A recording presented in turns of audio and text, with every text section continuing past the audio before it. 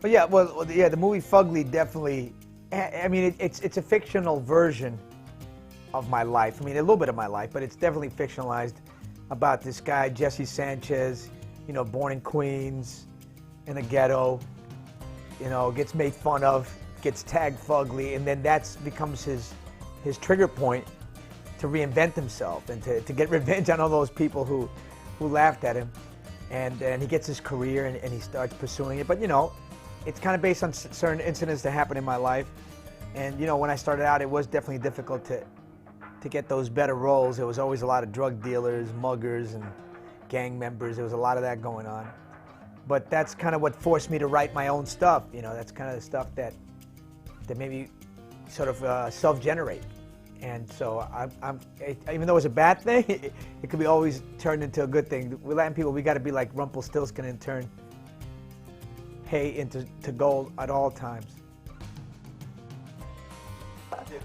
I mean, loving the title Cholera and Fugly. I mean, yes, it's a syndrome that guys who get rejected and are depressed will, you know, try to conquer a lot more women to try to forget the one that they can never get.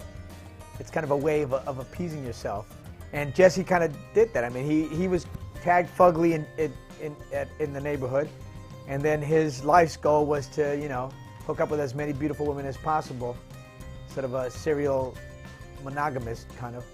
And yeah, he goes through a lot of bad relationships that he ends up being sort of the perpetrator of these bad relationships. And eventually he finally has to grow up, sort of a second coming of age, and that's what the Fugly journey is about. Well, you know, the Fugly, the title of the movie comes from when I was 12 and I was going to junior high, IS 145 in September.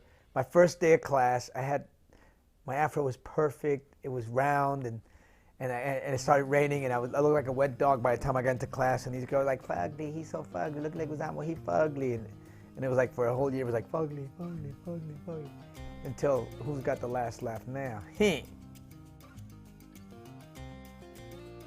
Well, my new one-man show, Land History for Dummies, that's everybody, basically. It's sort of like all the stuff that I never learned that I should have learned somewhere along the line.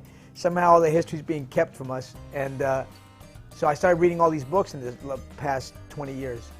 And so I've taken the most important elements that I felt to really shape our understanding of ourselves and who we are and where we came from. And that's my new one-man show, but made funny and you know, and inappropriate for all of y'all.